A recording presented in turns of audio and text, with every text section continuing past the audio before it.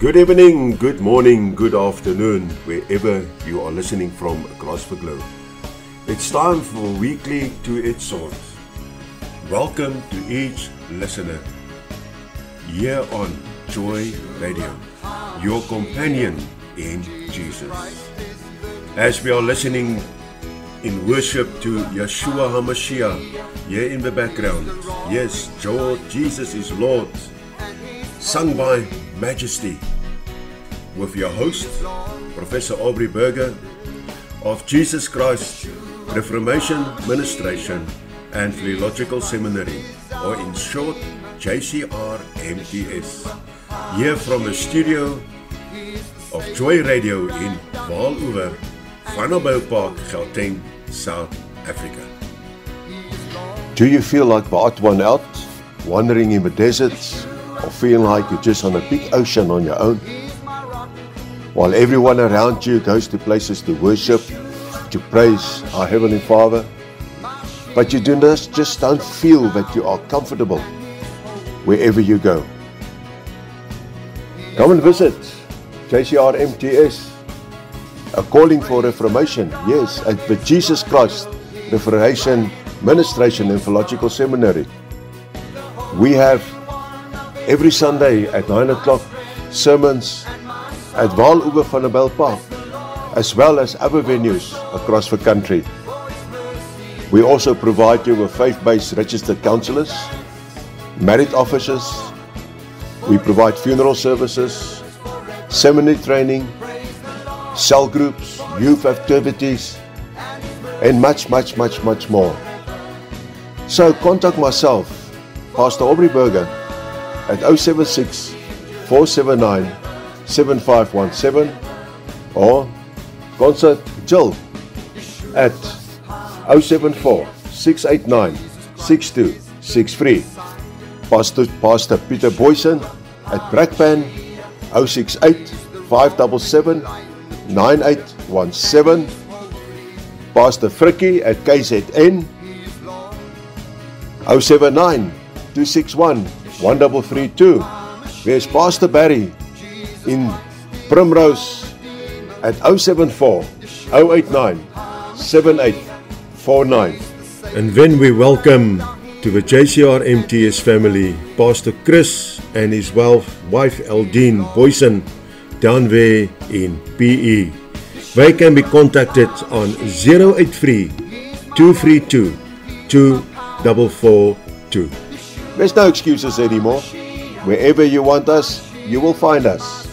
So, contact us right now. About communion, before the end of the program. And remember, you are more than welcome to interact with Professor Aubrey right here in the Vaal-Oever studio on our international WhatsApp number +27 79 678 0510.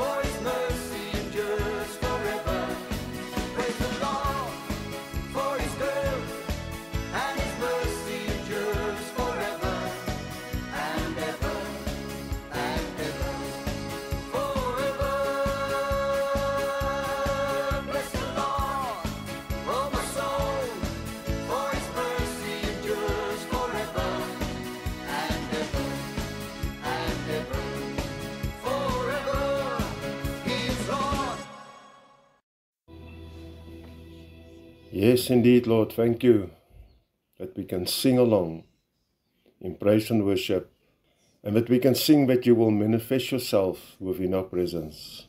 Hamashiach, Adonai, how grateful can't we just be, Lord?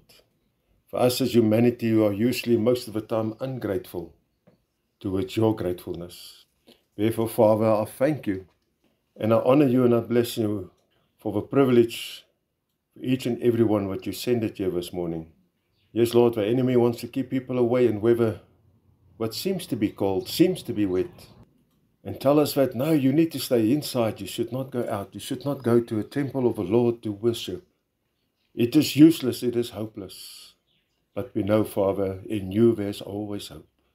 There's no hopelessness when it comes to our Lord and Heavenly Father. For you are our Lord and our Savior. And I thank you, Father, for bringing each and every one here safely this morning. I thank you, Lord, that we will be able to proclaim your word this morning as per the oracles of your word, as per the ability which you have given us to do so. In the name of Jesus, amen. Please be seated. As you can all see, but today we're speaking about something that we all lack about. We love to talk the talk, but we don't walk the talk. It's easy for us to say we need to have hope, and to encourage somebody else to say to them, you need to have hope. But then we don't practice what we preach.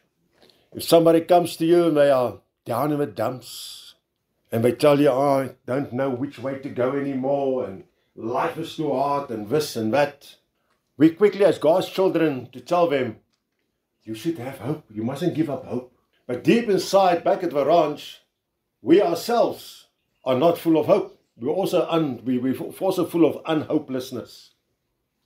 But we think if we put on that mask to tell somebody else to have hope, maybe that will help us again, us as well. But the matter of fact is, we all, each and every one of us, and that includes this winner standing here right now, we all are in need of hope. Now, what is hope? I went to have a look a bit. Now, according to the Wikipedia, we all know the Wikipedia, eh? You go to Uncle or Auntie Google, and you type in there Wikipedia, and you tell for Wikipedia, tell me what you think hope is. Now, Wikipedia tells us, hope is an optimistic state of mind that is based on an expectation of positive outcome with respect to events and circumstances in one's life or the world at large. So, Wikipedia tells us that it is an optimistic state of mindset, what we based on positive outcome. Now, if that outcome is not positive, then the enemy tells us, ha ha ha, I told you so. And immediately we would take it that it is all hopeless, but there is no hope. But even if that outcome, what we expect, is not positive, there is still hope. You know, the Merriam-Webster dictionary defines hope as follows. They say to expect with confidence or to cherish a desire with anticipation. So if we look at Wikipedia and we look at Merriam-Webster, you see that they've both got different meanings according to their explanations on definitions regarding hope. But I think we should base our hope on the biblical definition, the definition of the word of the Lord. Because biblical hope is a confident expectation of God's promises based on faith in Jesus Christ, our Lord and Savior. Why? Because it's a vital part of our faith that provides motivation and assurance. Hope and faith goes hand in hand. You cannot have hope if you don't have faith. How are you going to have, and I mean faith can stand by its own, but hope is based on your faith as well.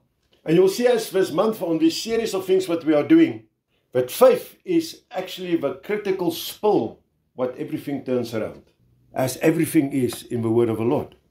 And this morning I want to start off and I'm going to share with you the characteristics of biblical hope.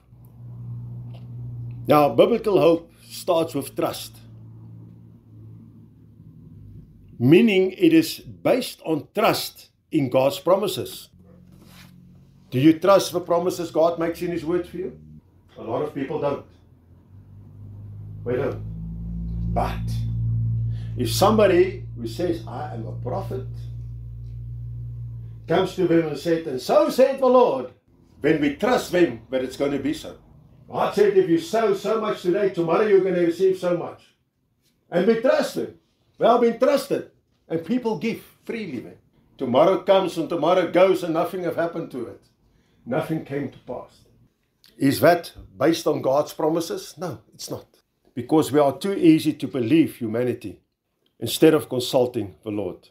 So hope is based on the trust of God's promises. The promises in His word. Because remember what Scripture tells us? In the beginning, the word was God and God is the word. Eh? So, according to the promises in His word. Secondly, assurance. Biblical hope is certain because God has promised it will happen. And if we go look now, if we go back to prophecies, but we go to biblical prophecies, and we take it back, right back from the beginning, and see our prophecies through the ages have been fulfilled, one after the other. And our prophecies in today's life are still being fulfilled. And that is the assurance what the word of the Lord gives us. It's furthermore interwoven with faith. Because hope, as I already said earlier, is linked very closely with faith. It focuses on the future. Because biblical hope is the desire of future good with the expectation of receiving it. When we pray in faith, or people who don't even pray in faith, they still got that expectation it's going to happen. And usually if the prayers haven't been done in faith, then they lose hope in God. But each and every child of the Lord will know, if your prayers is in faith, completely in faith in our Heavenly Father, it will materialize. It will happen, but on God's time. When God deems it the correct time for it to happen. Biblical hope is sustained by the Holy Spirit. The Holy Spirit sustains hope. And that is the 5 characteristics of hope, biblical hope. Trust, assurance, interwoven with faith, focus on the future, and sustained by the Holy Spirit. Now let's go to scriptures. Let's look at hope in the word of the Lord. And we start in the Old Testament. When we go to the Hebrew scriptures, and in Isaiah 40, we'll find that the Hebrew word for hope is given as gava. And in Greek, the translation in Greek for hope is elpis.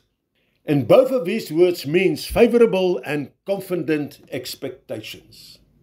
In our modern translations, in the English, in Isaiah 40 verse 31, it tells us, but they that wait upon the Lord shall renew their strength.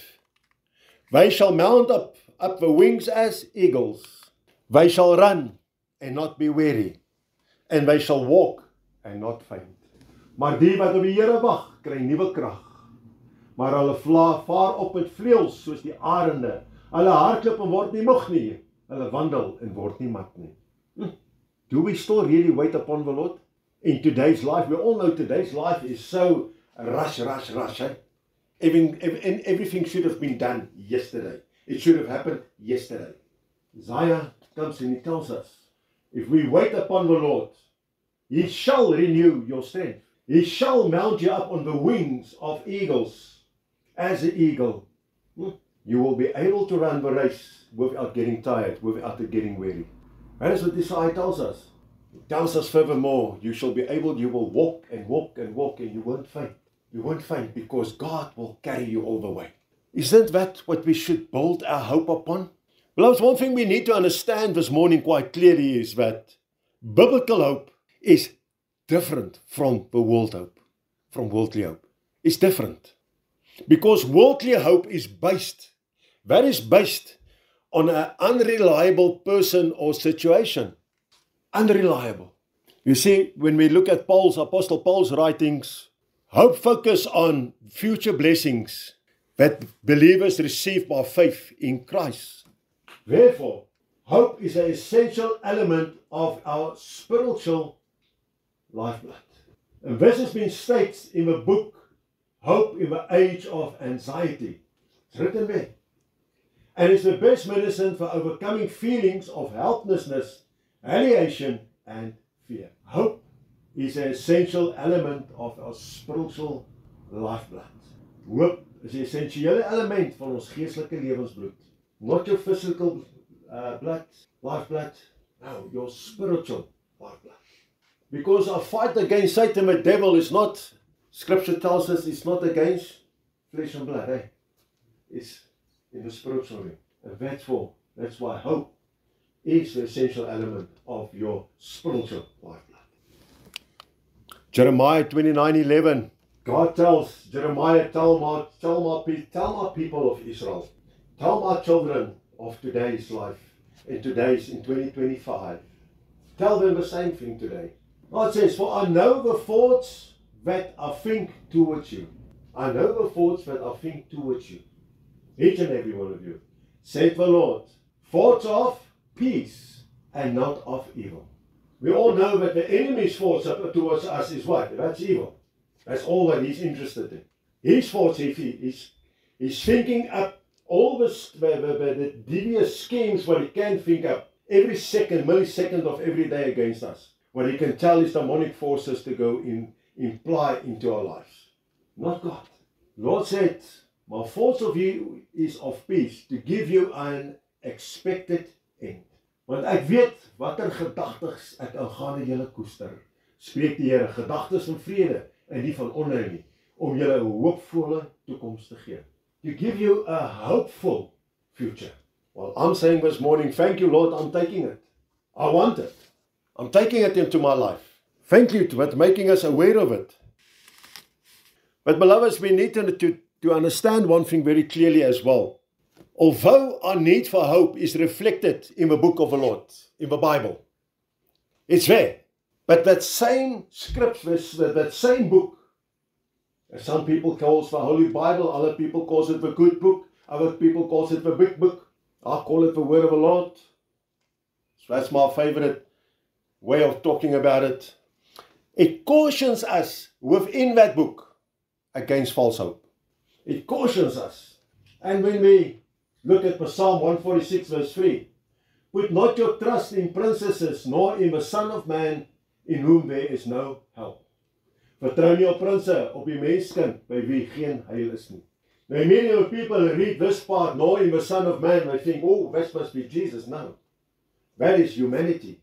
That Son of Man is none other than Satan the devil and his demonic forces. So the psalmist comes and he tells us, do not trust in them. Because in them there are no help. You know, when I read this, something comes to mind and it's called promises. Somebody make you a promise of something. You put your hope on it, isn't it? And what happens if that promise doesn't come to pass? Oh, that hope is gone. It's shattered. I promise I'll marry you. I just didn't say in which age or which year. But the hope, the seed of hope has been planted. And it grows within that person. And when it never materializes, what happens now? That person is shattered. And therefore, the psalmist warns us. He said, do not put your trust in princesses, nor in the Son of Man, in whom there is no help. Brings me to Psalm 23. We all know that, don't we? Where shall my help come from? Eh? Waar sal my hulp vandaan kom? My hulp kom van nie? Ek kan nie hoor nie. Praat bietjie harder. Die mense wat so skaam is om die woord van God hard te verkondig. Instead of us turning or trusting in a human effort to save us, to save you, to save me. Because a lot of times we see people as saviors. And there's a lot of examples of that. And I'm just going to take one quickly what comes to mind. You are in debt. And you feel that you are cornered, you don't know how to get out of it. Now your hope is to get some debt relief from somewhere, from somebody, isn't it? So for us, instead of going to the Lord to say, tell him, Lord, you know what my situation is? My faith is in you, Father. I've placed my hope and everything upon you, not on humanity. We rather prefer to go to humanity. We go to the bank and go sit there by the loan clerk or the loan manager because we can see, we can interact face to face. And we say, listen, and you put all your cards on the table. And we tell you, listen, fill in this and sign there and sign there. We will take it forward and we will let you know. Now you put all your hope on them to get you out of this dilemma where you found yourself in. And you're all cheerful when you walk out there. Yes, we are very cheerful. My problems is at the end. Just to get a rude awakening, a day or two later a call to say, sorry, it hasn't been granted. Well, we are in a bigger hole. Because the moment you walked out of there, you forget, and you say, okay, fine, how can I get this?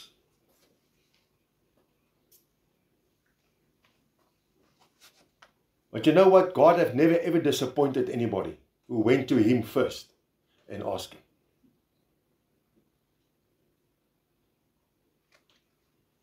But it's not still too late when that happens, because you can still go to the Lord now and say, Father, forgive me that I first wanted to go to humanity to get my problems resolved. I know and I acknowledge I was wrong.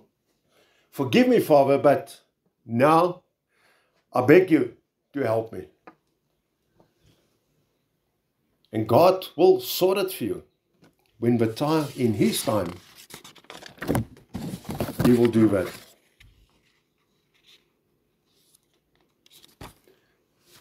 So what does the Lord promise us? What hope does the word of the Lord gives us? What promises are there for me and you in this life? And I want us to consider the following couple of points, what I want to run through. First of all, wickedness will end. Scripture tells us that wickedness is going to end. Maybe not in our lifetime, but end is going to end on this world. Scripture makes it clear to us. Book of Revelations. And that there's going to be lasting peace for the righteousness. That will follow, that lasting peace. Book of Revelations makes it clear to us. Those who haven't accepted Jesus Christ as Lord and Savior, well, their wickedness is not going to end. They're not going to have peace in the lake of fire, that's for sure. Because do you think there's peace in hell? Do you think hell offer you lasting peace? Well, the testimonies what I've heard in my life so far and what I've read, I don't think so. Because it made it quite clear when you're in hell, you are tormented every moment, every millisecond of your life what you are in there. And once you are there forever. You're only going to upgrade at the end of the day to the lake of fire with your master Satan the devil there. But Psalm 37, 10 to 11 tells us, for yet a little while, and the wicked shall not be. You, though, shall diligently consider his place, and it shall not be. But the meek shall inherit the earth, and shall delight themselves in the abundance of peace. Then verse 29 tells us, the righteousness shall inherit the land and dwell therein forever. Die Afrikaans sê vir ons, en nog 'n klein rukkie en die goddelose sal daar nie wees nie. Ja, jy sal ag gee op sy plek, maar hy sal daar nie wees nie. Die ootmoediges daarteen sal die aarde besit en hulle verlustig oor groot vrede. En in vers 29, regverdiges sal die aarde besit vir wie ewig daarop woon. And when we go to and when we look at the word of the Lord and we look at the book of Revelation, it tells us Jesus, when he comes to govern or over this world, there's going to be peace. and we will all live in a new world in peace. Each and every one who are His children, who have accepted Him as their Lord and Savior. The Word promises us the end to warfare. God is bringing an end to wars throughout the earth. We're going to have at one major war, but still has to come, and then it's going to be the end. Therefore, Psalm 46, verse 8 to 9 already tells us, Come, behold the works of the Lord, what desolation He hath made in the earth. He's making wars to cease unto the end of the earth. He breaking the bow and cutting the spears in sunder. He burnt the chariots in the fire. Dan kom en ons skou die dade van die Here wat verskriklike dinge oor aarde bring, maar die ore laat ophou tot die einde van die aarde, die boog verbreek en die spies stukkend slaan, die strydswaans met vuur verbrand. Nou, when the psalmist wrote this, he had no idea what was to come still in this world, in ages to follow. He had no idea what God would in the end revealed to Apostle John when he took him up into heaven and showed him the revelations what's going to happen in the end times. But already, here it's been prophesied. Here it's already been told to us. Well, I cannot stress it enough this morning. How seriously we need to take the word of the Lord and the complete word of the Lord, not just certain factors and certain parts.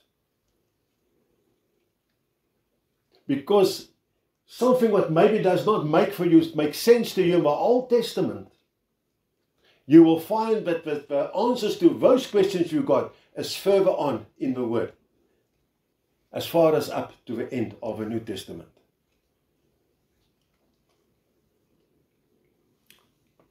God promised us no more sickness, suffering or death.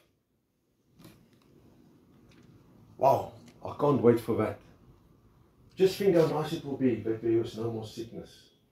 You don't need to suffer anymore in pain. If there's going to be no more death, no more crying, no more whining, no more anything. Revelations 21 verse 3 to 4. And I heard a great voice out of the heaven saying, Behold, the tabernacle of God is with men, and He will dwell with them, and they shall be His people, and God Himself shall be with them, and be their God. And God shall wipe away all tears from their eyes, and there shall be no more death, neither sorrow, nor crying, neither shall there be any more pain, for the former things are passed away. En ek het 'n groot stem in die hemel hoor sê, kyk, die tabernakel van God is by die mense, en hy sal by hulle woon, en hulle sal sy volk wees, en God self sal by hulle wees as hulle God. En God sal al die trane van hulle oë afvee, en daar sal geen dood meer wees nie. Ook droefheid en geween en moeite sal daar nie meer wees nie. Maar die eerste dinge het verby gegaan. The tabernacle of God will be with all of us. Jesus Christ is coming again. And He will live with us, between us.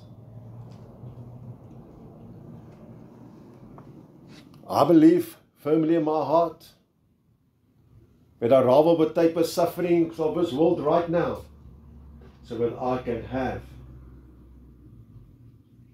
no more sickness, no more suffering, no more death, with the return of Jesus Christ. Because even if I have been called away from this earth right now, I know that as a child of the Lord, that I will be brought back in a new body to live with my God, my Jesus, in this life. Scripture furthermore tells us there will be ample food for all. Psalm 72 verse 16. There shall be a handful of corn in the earth upon the tops of mountains. The fruits therefore shall shake like Lebanon, and they of the city shall flourish like grass of the earth. En mag daar volheid van koring wees in die land, op die top van die berge. Mag die vrug daarvan rys soos die Lebanon, en mag hulle bloei in die stad soos die plante van die aarde. There will be no more hunger. None. No more kids in Somalia, wherever, will need to eat rocks that have been grinded to make little sand cakes, mud cakes for them to eat to quench their hunger. And this is facts. This is things what are happening up in Africa. The proof is there. The proof is there. Those kids got nothing. The parents are physically taking rocks. They go and look for them. There's rocks are even scarce there as well these days. Because it's been used up. But they grind it to dust and take a little bit of water or spit, whatever they can find, to make little mud cakes to feed their kids with. Just to still the hunger. So the moment something goes in, but the brain have been told, there was food given. We sit, actually each and every one of us, we are so abundantly blessed and we don't even want to realize it. Go and look at your dumps today. Go and look, our food are being wasted. Go to a restaurant. You see people order this big plate of food. And then they will scratch in there, and then they will send 3/4 or half of it back because now they had enough. First instance, why do you order such a big plate of food? Because you got the money to do that?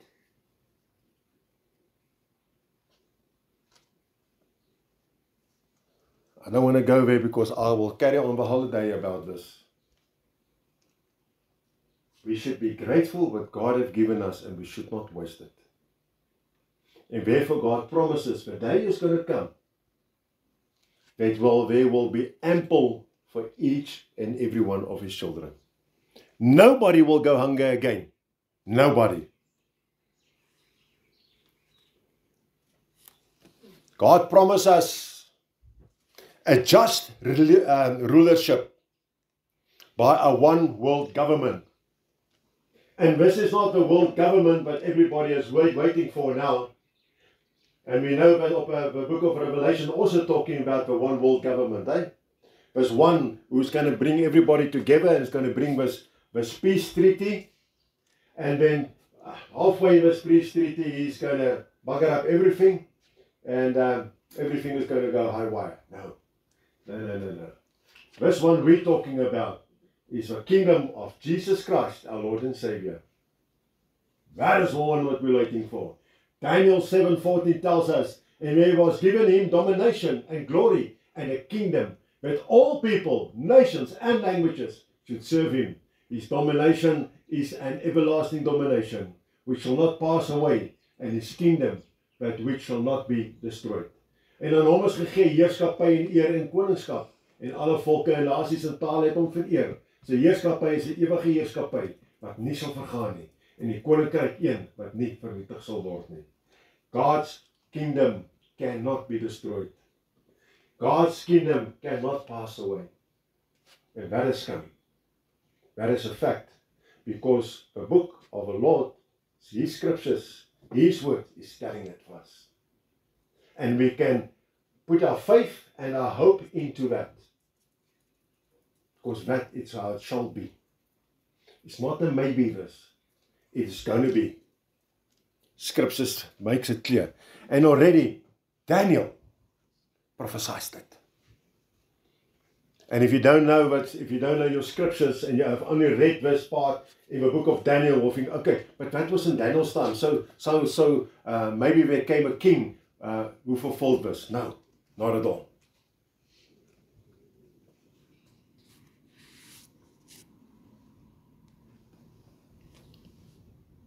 And I know there's a question in this. How can we be so sure of this promise? Beloveds, when Jesus was here on earth, bit more than 2,000 years ago. I know everybody still says that 2,000 years ago. It's more than 2,000 years by this time. Jesus publicly confirmed his credentials as king designated. Jesus confirmed that. If we have a look at in the world today, where there are still kings and stuff. I mean, Queen Elizabeth, before she passed on, she designated King Charles as the next king of England. He have already designated his son William as the next king after him. Jesus came and he designated publicly and he confirmed it and said that he is the next king. He is the king of this world. How did Jesus do it? Because look what he's done. He healed the sick. He fed the poor. He raised the dead. But even much, much more important was his teachings, what he taught. Because his teachings included principles that will enable people to live together forever in peace and unity. But Jesus also went further. He foretold future events. Those that would mark the final days of the present world. And we all know the saying, the storm before the calm, eh? Die kalmte voor die storm. Because Jesus tells us that in the last days it would be marked not by peace and security, but by the very opposite of it. The last days is not going to be marked with peace and security. It's going to be marked with storms and insecurities.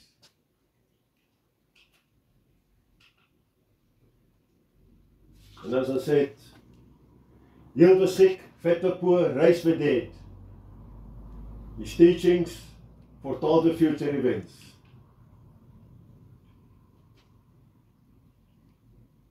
Jesus prophesied signs of a conclusion of a system of things, including international warfare, food shortages, pestilence, and great earthquakes. When last did anyone yet watch news or listen to news? Come on, don't we do it anymore? Don't you get it on your X or on your TikTok or your whatever social media you're part of? Well, due to the fact that we do news every morning from Monday to Fridays on the radio, we are quite clued up with it. And you will find that all of us, international warfare, food shortages, pestilences, earthquakes, it's all happening all over the world. There was that one country now that had, and I'm talking under correction, I still said to myself, I need to write it down.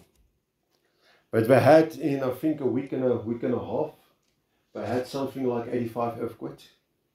I know it's a tremendous amount of earthquakes. The last couple of years, here where we are, Gauteng even, Joburg, where earthquakes were not something common. But that even, we started to get more and more earthquakes. That more and more tremors have been felt. These days we even are feeling it here. And we're not even nearby an earthquake area. I mean, our nearest mines is up in Carletonville area. We're past Vogtville to Carletonville. Far away. But Jesus foretold this. He said this is going to happen. The storms are here.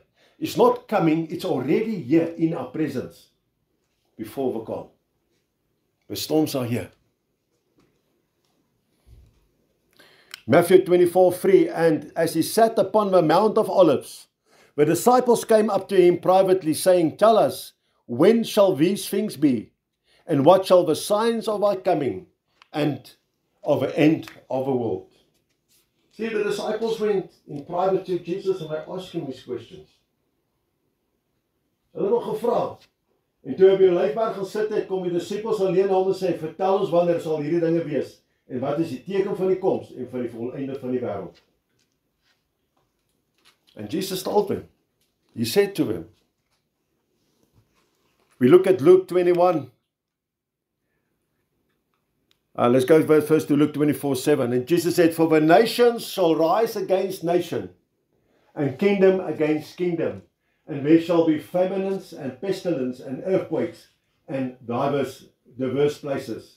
Want die een nasie sal teen die ander opstaan, die ene koninkryk teen die ander. En daar sal hongerdood, snode wees en peste siektes en aardbewings op verskillende plekke. Beloveds, 28th was Friday. My memory serves me correct now, 28th of February. When the president of Ukraine, Zelensky, sat there by the White House with the president of America, and they were busy talking, and they had this huge press conference and trying to sign a bilateral agreement. And all this talk of peace were on the table between Ukraine and Russia. And we all know what's happening there for the last 3 years. I reckon that 2,000 soldiers, both sides, die basically on a daily basis. Young people, young men, young women.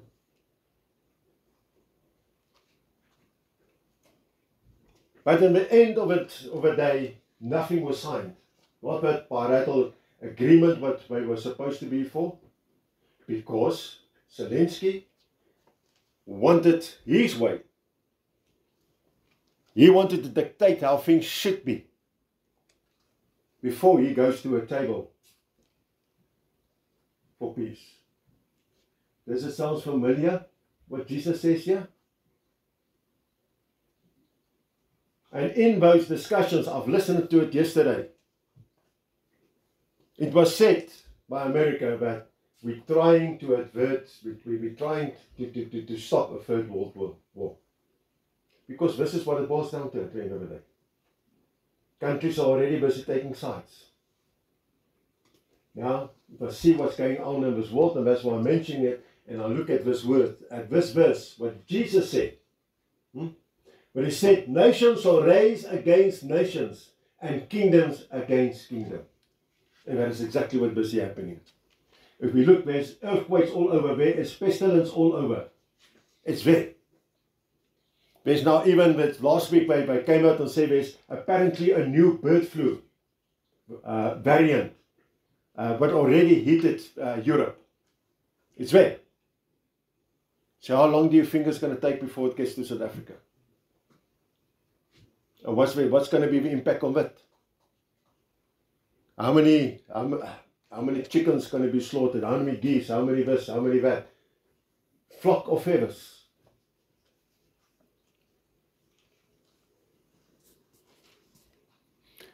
We go to Luke 21 verse 10 to 11. Then said he unto them, nations shall rise against nations, and kingdoms against kingdom, and great earthquakes shall be in diverse places, and famines and pestilence and fearful sights and great signs shall be from heaven. You see, Matthew and Luke confirms this. Because as we've read already, they went in private up to the mountain of Olives and they spoke to Jesus in this regard. Matthew wrote it down, Luke wrote it down as confirmation as well in his book. But let's not stop there. Let's go to Revelations. Revelation 6 verse 3 to 8. And when he had opened the second seal, he heard a second beast say, come and see. And there went out another horse that was red, and power was given to him, that sat therefore to take peace from the earth, and that they shall kill one another, and there was given unto him a great sword. And when he had opened the third seal, I heard the third beast say, come and see. And beheld, and lo, a black horse, and he sat on him, had a pair of balances in his hand. And I heard a voice in the midst of a fourth beast say, a measure of wheat for a penny, and 3 measures of barley for a penny. And Sheba heard not oil nor and the wine. And when he had opened the fourth seal, he heard the voice of a fourth beast say, come and see. And I looked, and behold, a pale horse, and his name that sat on him was Death. And hell followed with him. and power is given unto them over the fourth part of the earth, to kill with sword and with hunger and with death and with the beast of the earth. To kill them with sword, with hunger, with death, and with the beast of the earth. Satan the devil. And if we look what is happening in this world currently, we can see all these signs.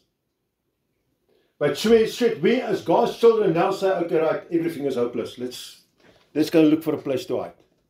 Is that what we should do? No. We should have faith in God and we should put our hope in God. Because as God's children, He will pull us through this. Jesus also said to us the following in Matthew 24, verse 12. And because iniquity bound, the love of many shall wax cold. En om die ongerechtigheid vermeerder word, sal liefde van die meeste verkoel. And beloveds, we just finished last month that series on love. Right? Agape love, Eros love, Philia love. And what's the other one? Which one I forgot? Brotherly love, family love, sexual love within the marriage, and God's love, agape love. Right? Jesus says in Matthew, the love of many shall wax cold. Look around you and see what's happening. Look around you and see how the people's love for each other has waxed cold. There's no more Philia love. There's no more storge love. Between families, between brothers, sisters in Jesus Christ either. It's happening. All of this is happening. But we are standing up with a one-set mindset. We don't want to see what's going on around us.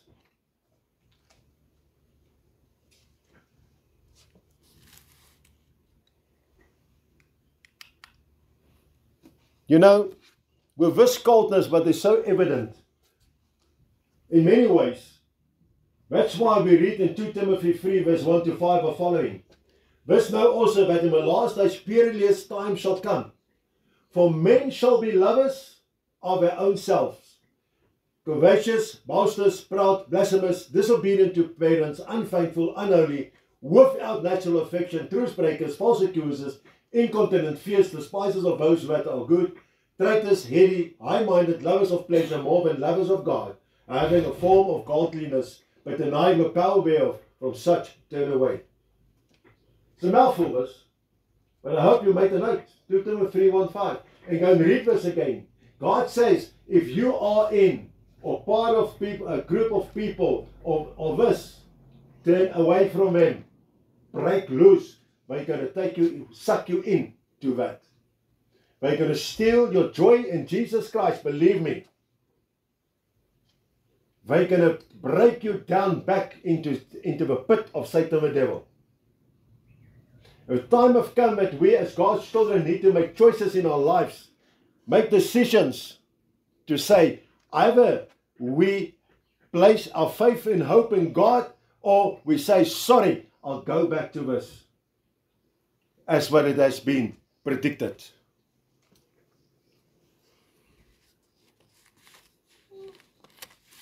These storms, what's been spoken about here.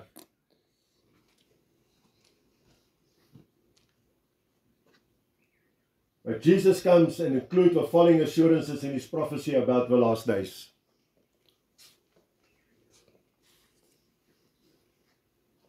Why? Because it confirms that the calm of the kingdom rule is near. All of us what we just heard now, all these storms what we already are experiencing, we don't need to wait for them. They are here in our presence already, in our daily lives. This confirms to us that the end is near. That the return of Jesus Christ is near. Matthew 24:14, Jesus tells us, and this gospel of the kingdom shall be preached in all the world for witness unto all nations, and then shall the end come. Hierdie evangelie van die koninkryk sal verkondig word in die hele wêreld tot die getuienis van al die nasies, en dan sal die einde kom. It says it shall come. Not maybe come, it shall come. And it's our duty to make sure that we give other people hope in Jesus Christ by go and do what? Preach the word of the Lord. I don't say that everybody now all of a sudden need to jump up and say, okay, now I need to stand behind the pulpit. No. There in your little group, in your tea group or coffee group or what group ever it is, knitting group, reading group, there you need to tell the people and show and tell them who you are. I'm a child of the Lord. I'm a child of a living God. Doesn't matter how they look at you. Doesn't matter what they're saying. You know who you are in God.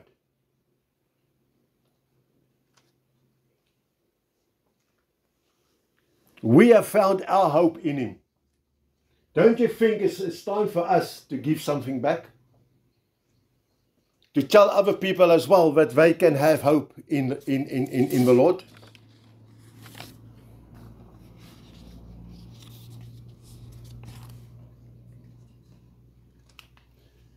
You see this?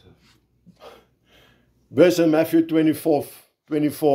I made a summary here. And I said, the good news giving fair warning to wrongdoers and hope to the righteousness. You see, the wrongdoers, the unsaved, those who are not interested in being saved, those who still rather want to be from this world, within this world, who rather want to follow Satan the devil and his demonic forces. The only thing we can do is warn them. Warn them what's going to happen in the end. Warn them on the route that they are is the incorrect route. Give them some guidance of hope for them. But those who are righteous, they will receive that hope. They will take that hope. Because you can assure them that the promised blessings will soon become reality. And I know people immediately going to ask you, when? When is that going to be? We haven't got that answer. We haven't got that answer. Scripture tells us, and Scripture is clear on this. The day when the father of a groom tells him to go and collect his bride. And only the Father knows the time and the date when that's going to happen. Only God knows when that's going to happen. Nobody on earth knows. People speculate. And if you go look on the YouTubes and everywhere, and you see how people are speculating this, and they're working out from Daniel's time, the 70th week, and etc. and everything. And then somebody else goes and said, no, but that was wrong because it only started there, and so forth. Speculations. Only God knows when He's going to tell Jesus to come and fetch His bride. And that is us. Us who have accepted Him as His Lord and Savior. We who said that we are and we want to not just know about Him, but want to have a relationship with Him. A continuous relationship. Want to become His brother or His sister. Want to become part of a family of Jesus Christ, of a family of righteousness in heaven. Amen. Now, beloved, that brings us to the end of hope. Next week, we're going to talk about responsibility. Because now that we know what hope is all about, we know what His love is all about, it's time that we reinforce our responsibility. Not just towards ourselves, but towards our fellow brothers and sisters, and towards our Heavenly Father. So, without further ado, let us then go to the table of communion.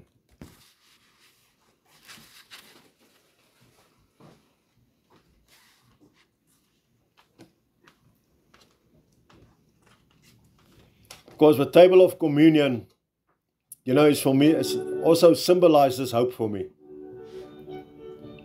Because every time when I partake at the table of communion, for me it's something that is between, the covenant between Jesus Christ and between myself and between everybody else who partake at the communion. But for us to receive the communion worthily, it's necessary for us to free ourselves from mortal sin. And we should have the right intentions when we sit at the table. Intentions like to obey God's laws, out of reverence for the body and the blood of Jesus Christ.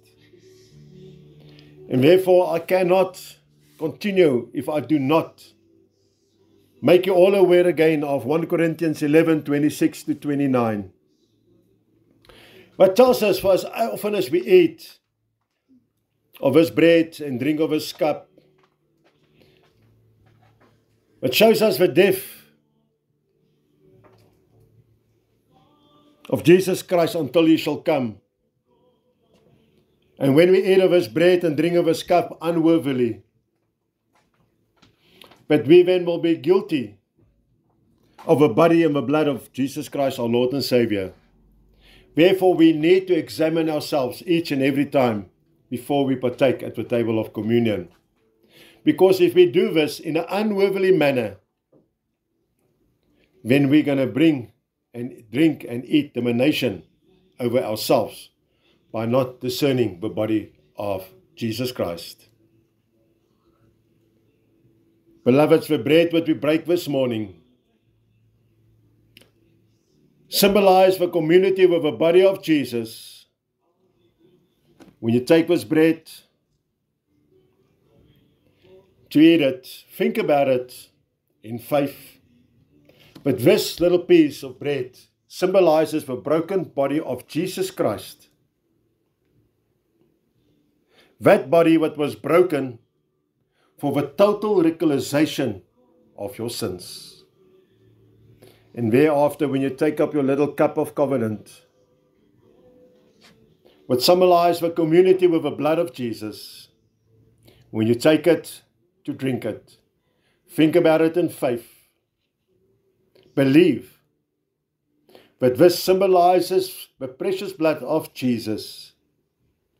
The blood that was colander for the total realization of all your sins. The blood that washes you every time whiter as snow. So therefore let us all now come together, here present on the social media networks, and become still before our Heavenly Father and join together at the table of communion. You may proceed.